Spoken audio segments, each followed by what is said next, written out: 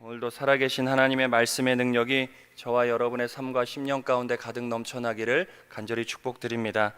사도 바울은 갈라디아서를 통해 복음의 핵심에 대해 분명하게 거듭 강조하여 이야기합니다. 우리가 어제 살펴본 2장에서도 바울은 갈라디아 교인들에게 분명하고도 확신 있게 이렇게 이야기하지요. 제가 갈라디아서 2장 16절의 말씀을 천천히 읽어드리겠습니다.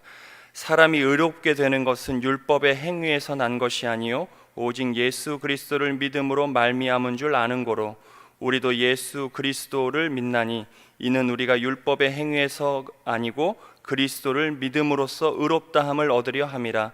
율법의 행위로서는 의롭다함을 얻을 육체가 없느니라.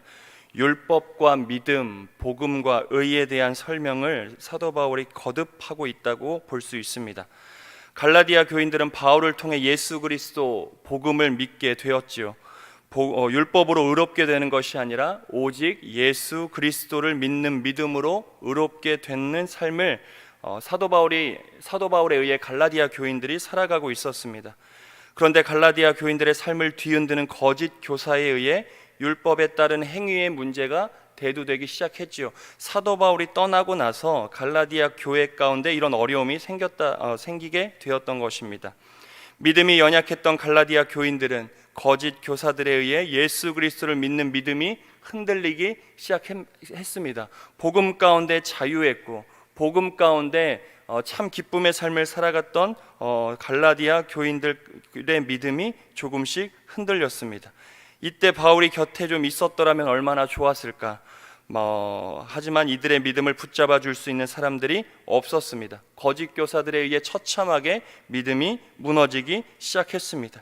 이들을 향한 사도 바울의 탄식이 오늘 본문에서도 기록되어 있죠. 오늘 본문 1절과 2절의 말씀을 우리 같이 한 번만 다시 읽어보겠습니다. 1절과 2절입니다.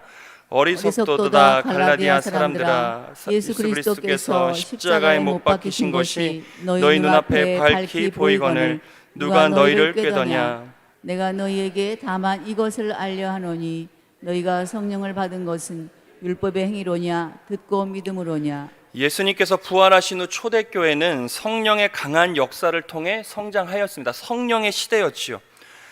다시 말해 사도 바울이 사역했던 당시는 성령이 강하게 역사했던 그런 시대였더라는 것입니다.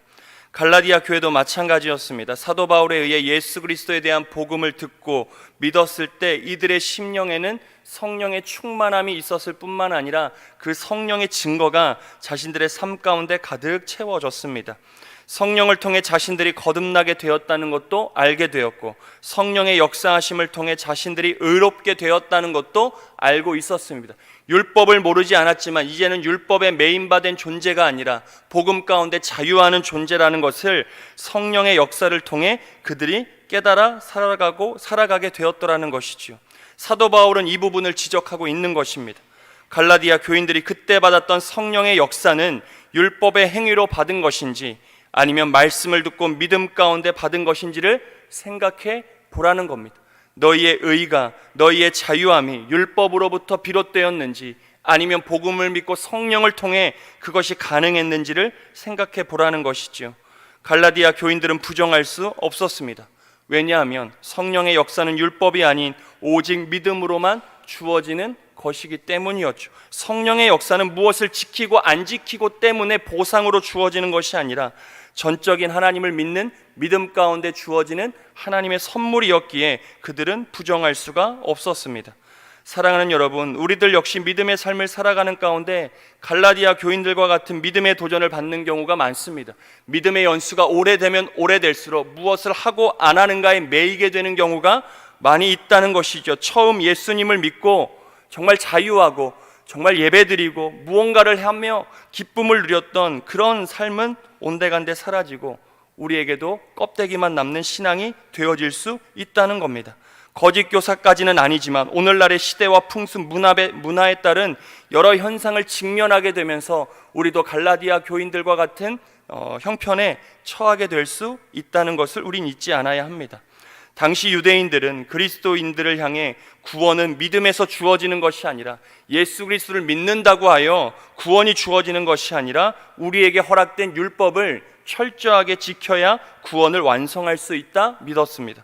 그리고 이것이 교회 내의 문제가 되었던 것이죠. 복음 하나로, 할례 받지 않아도 복음 하나로 자유할 수 있었던 갈라디아 교인들에게 그거 하지 않으면 구원받은 사람 아니야, 그거 하지 않으면 넌 구원을 완성할 수 없어, 이런 문제가 교회 내에 생겼더라는 것입니다. 믿음이 아니라 율법 지킴이 구원의 근거가 된다는 겁니다. 이 정도의 이정표가, 이 정도의 삶의 증표가 너에게 있어야 너는 구원받은 사람이라는 것을 계속해서 이야기하는 것이지요. 그러니 복음을 믿었어도 할례 받지 않으면 결코 구원을 얻을 수 없게 된다. 이 거짓 교사의 가르침에 갈라디아 교인들이 흔들리기 시작했습니다. 정말 하지 않으면 구원이 안 되는 건가? 사도 바울의 가르침과는 전혀 다른 거짓 교사의 말 가운데 이리저리 이러지도 저러지도 못하는 믿음이 흔들리는, 첫마음이 흔들리는 갈라디아 교인들을 향해 사도 바울은 어리석다 이야기하는 것이지요. 하지만 바울이 전한 복음의 핵심은 무엇입니까? 할례의 유무가 구원을 판가름하는 것이 아니라 오직 예수 그리스도가 우리의 구원자 되심을 믿는 믿음만이, 그 믿음만이 구원의 핵심 요소라는 것을 사도 바울은 3장에서도 다시 한번 거듭 이야기하고 있습니다. 물론 오늘날에도 전통 유대인들은 여전히 율법을 잘 지킴으로 자신의 구원을 이루려 하고 있지요. 자신이 율법을 잘 지키는 자신에게 구원이 주어진다 믿고 살아갑니다. 자기 노력과 열심만으로 구원을 소유할 수 있다는 생각이 율법주의이지요. 내가 율법을 잘 지켜 구원을 얻을 수 있다, 내가 무언가를 잘해서, 내가 무언가를 열심히 노력해서, 내가 무언가를 열심히 하기만 하면 하늘에서 무언가 주어진다. 모든 믿음의 근거가 자기 노력과 열심에 있는 것이 율법주의, 갈라디아 교인들이 빠져있는 함정이었다고 볼 수 있습니다. 오늘날 우리들의 삶에 이러한 자기 노력과 열심이 앞서게 되는 경우가 많습니다. 신앙생활하면서도 자기 노력과 열심만을 가지고 하려 하는 경우도 굉장히 많습니다. 교회 내에서 오직 은혜가 아닌 나의 노력, 나의 열심으로 무언가를 감당하는 사람들이 많더라. 하나님의 은혜 아래 살아가는 저희들이 오직 믿음, 은혜로 주어진 삶을 살아가야 하는데 나의 노력과 나의 열심의 함정에 빠져 허우적거릴 때가 굉장히 많더라는 것입니다. 우리가 하나님 앞에 봉사와 헌신하게 되는 동기는 어디에 있습니까? 하나님을 위하여 살아가는 그 삶의 목적은 어디에 있습니까? 나를 구원하신 예수 그리스도에 대한 전적인 은혜와 사랑만으로 주어진 삶을 감당해내면 되는 것인데, 내게 주어진 봉사와 헌신의 자리도 감당하면 되는 것인데, 어느 순간부터 우리는 은혜보다 나의 열심과 나의 노력에 빠지고 보상만을 바라는 신앙의 모습을 가질 때가 있습니다. 나의 열심으로 감당하니 내 힘이 안 되니 지칩니다. 나의 노력으로 감당하니 마음의 상처를 받는 경우도 종종 있습니다. 이러한 인들로 인해 우리도 갈라디아 교회와 같이 교회 내에 어려움이 생길 때가 있지요. 우리의 공동체 가운데 어려움이 생깁니다. 은혜의 공동체가 나의 열심과 나의 노력, 그 함정에 빠져 평화가 깨어지는 안타까운 경우가 오늘날 얼마나 많이 일어나는지 모를 일입니다. 이것이 오늘날 우리에게 보여지는 또 다른 율법주의의 한 단면이라 볼 수 있지요. 은혜로 감당하는 것이 아니라, 충만함으로 감당하는 것이 아니라 나의 의와 나의 노력과 나의 열심이 앞서게 되는 순간 우리들 역시 율법에 빠지는 연약한 모습을 보일 수 있다는 겁니다. 오늘 보면 10절과 11절의 말씀 우리 한번 같이 읽어보도록 하겠습니다. 10절과 11절입니다. 물은 율법 행위에 속한 자들은 저주 아래 있나니 기록된 바 누구든지 율법책에 기록된 대로 온갖 일을 항상 행하지 아니하는 자는 저주 아래 있는 자라 하였음이라. 또 하나님 앞에서 아무나 율법으로 말미암아 의롭게 되지 못할 것이 분명하니 이는 의인이 믿음으로 살리라 하였음이니라. 바울은 분명하게 이야기합니다. 율법은 결코 생명을 살리는 일을 하지 못한다. 오히려 저주 아래 있게 만든다. 분명하게 이야기하지요.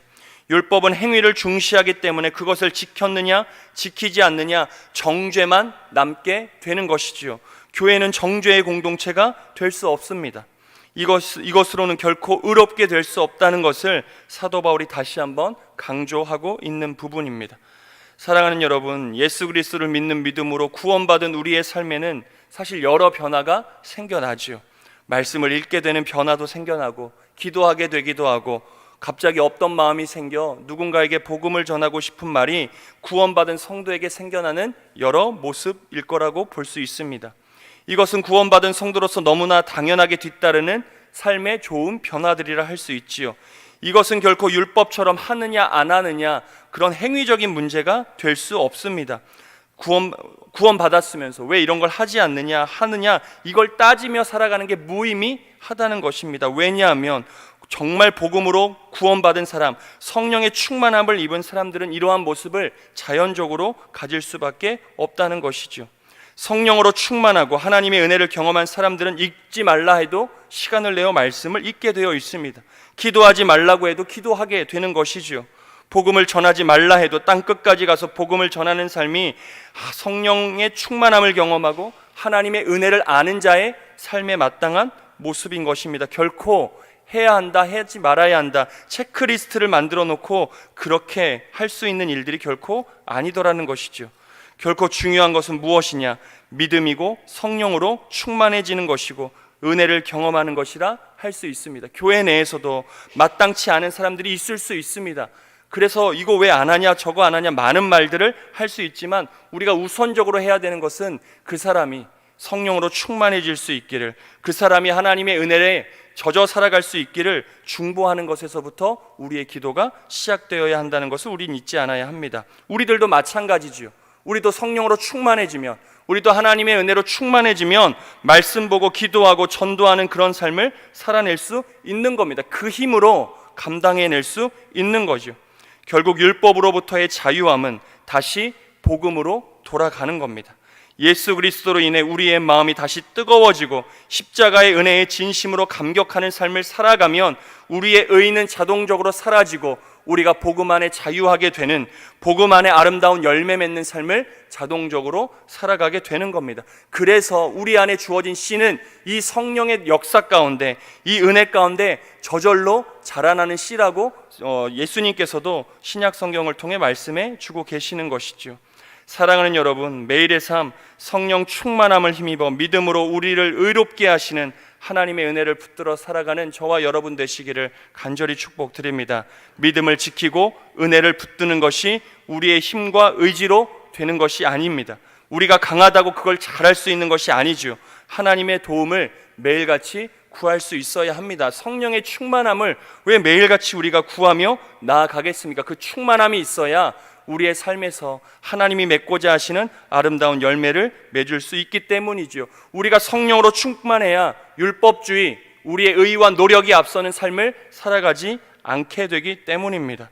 오직 믿음으로 살아갈 수 있도록 우리를 도우시는 성령 하나님의 도움을 오늘도 꼭 구하는 저와 여러분 되어주시기를 간절히 축복드립니다. 성령으로 충만하시고 다시 하나님의 은혜를 붙들어 나의 노력과 나의 열심으로 사는 삶이 아니라 오직 하나님의 은혜로 주어진 한날의 삶을 하나님을 기쁘시게 하며 살아가는 저와 여러분 되시기를 좋으신 예수님의 이름으로 간절히 축원드립니다. 함께 기도하겠습니다.